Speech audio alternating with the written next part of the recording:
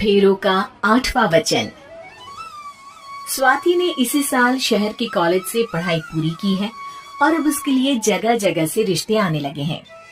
स्वाति से ज्यादा उसके रिश्तेदारों को उसकी शादी की चिंता है, इसीलिए जो भी स्वाति के घर आता वो किसी नए लड़की की खबर जरूर ले आता। अरे दीदी, ये फोटो देख के बताओ कैसा है। राहुल नाम है लड़के का, मेरी सहेली की बहन का बेटा है। अपनी स्वाति के साथ एकदम प्यारी जोड़ी लगेगी इसकी। जरा दिखाना, फोटो तो बढ़िया लग रहा है। कोई गलत आदत वादत तो नहीं है ना इसे? और कमाता कितना है? अरे कोई गलत आदत नहीं है दीदी, आप कहो तो एक मीटिंग करवा देती हूँ, फिर सब कुछ फाइनल कर लेना। हाँ, ये सही कह रही हो तुम। संडे को स्वाति के पापा भी घर पे ही रहेंगे। बुआ फिर वहाँ से चली जाती है और रात को स्वाति की माँ उससे कहती है, स्वाति बेटा, आज कमला बुआ ने एक लड़के की फोटो दिखाई है।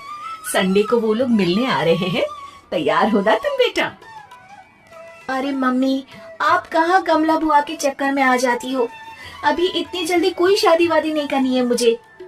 अरे बेटा, अच्छा लड़का है, बुआ जानती है उसे अच्छे से। हाँ स्वाति बेटा, एक बार मिल तो लो, बाद में देखेंगे आगे क्या करना है। वैसे तो कमला रिश्ता लाई है तो मना करने का तो कोई सवाल ही नहीं उठता। संडे की सुबह होती है और कमला बुआ राहुल और उसके मम्मी पापा को लेकर स्वाति के घर आती है। अरे आइए आइए भाभी, इसे अपना ही घर समझिए। इनसे मिलिए, ये मेरे भैया और ये मेरी भाभी है।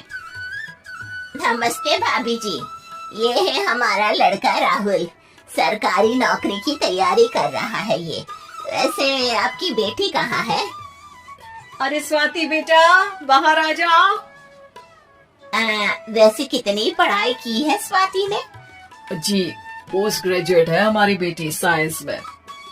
ये सब तो ठीक है, पर घर संभालना जानती है या नहीं? हमें कौन सी इससे नौकरी करवानी है, नौकरी तो मेरा बेटा करेगा ही। पर मैंने इतनी पढ़ाई की है और आप चाहती है कि मैं घर पर ही बैठी रहूं? अरे स्वाति बेटा, ये बड़ों की बात में तुम कहाँ बोल पड़ी? हम सब देख लेंगे क्या करना है क्या नहीं। हम तो इसी बात में विश्वास करते हैं कि घर के लड़के घर में ही रहे तो ज्यादा अच्छा रहता है। वरना भाई साहब, आप तो आजकल के हाल जानते ही हैं, कितनी घटनाएं होने लगी है औरतों के खिलाफ। स्वाति बेटा, रसोई का काम तो पूरा जानती हो ना? शादी के बाद तुम्हें ही संभालना है वो सब। अरे बहुत अच्छा खाना बनाती है ये, आप सब लोग इसकी तारीफ करते नहीं थकेंगे। लो भाई, हो गई मीटिंग, अब शादी की तारीख फाइनल कर लेते हैं, क्यों भैया? भाई, हम तो पंडित जी से चर्चा करने के बाद ही तारीख फाइनल करेंगे। सालों से हम उनकी बातें मानते हुए आ रहे हैं।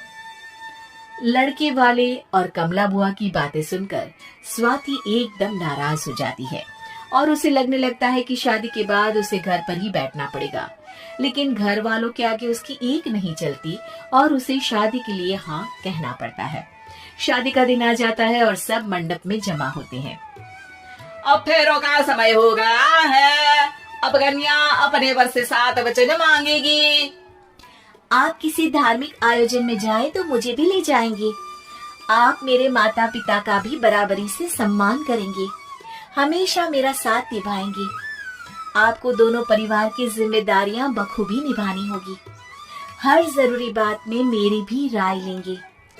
आप सभी गलत आदतों से दूर रहेंगे। आप मेरे अलावा किसी और औरत से कोई गलत संबंध नहीं बांधेंगे। ये 7 वचन पूरे हुए, वर क्या तुम्हें ये सारे वचन मंजूर है? जी हाँ पंडित जी, मैं सारे वचन अच्छी तरीके से निभाऊंगा। अरे वाह वाह, बढ़िया तरीके से सब काम संपन्न हो गया। तो इसी के साथ विवाह संपन्न हुआ और आज से ये दोनों पति पत्नी हुए। 1 मिनट पंडित जी, अभी एक वचन लेना बाकी है। अब कौन सा वचन है बेटा? मैं अब हमेशा के लिए किसी दूसरे घर में जाने वाली हूँ, तो पति के अलावा मैं अपने सास ससुर से भी एक वचन लेना चाहूंगी। अब कहो बेटी। मैं ये चाहती हूँ कि मुझ पर किसी बात की कोई पाबंदी नहीं लगाई जाएगी। मुझे सब कुछ करने की आजादी होगी और मैं भी विश्वास दिलाती हूँ कि मैं एक अच्छी बहू बन के दिखाऊंगी। स्वाति की बात सुनकर उसके सास ससुर एकदम चौंक जाते हैं और कुछ बोल नहीं पाते कि उतने में कमला बुआ बोल पड़ती है। अरे बेटा, ये भी कोई कहने की बात है? रानी बन के रहोगी तुम तो। वचन देने से पहले सोच लीजिए, क्योंकि शास्त्रों में वचन ना निभाने वालों के लिए नरक से भी बदतर सजा लिखी है। स्वाति की चालाकी से वहाँ मौजूद सब लोग प्रभावित हो जाते हैं और लोगों में बदनामी ना हो जाए, इस कारण स्वाति के सास ससुर को उसे वचन देना पड़ता है। अरे कैसी अपशकुन वाली बातें कर रहे हैं आप पंडित जी? हमें मंजूर है बेटा तुम्हारी शर्त। स्वाति अपनी समझदारी से अपनी बात अपने ससुराल वालों से मनवा लेती है और खुशी खुशी राहुल से शादी कर लेती है।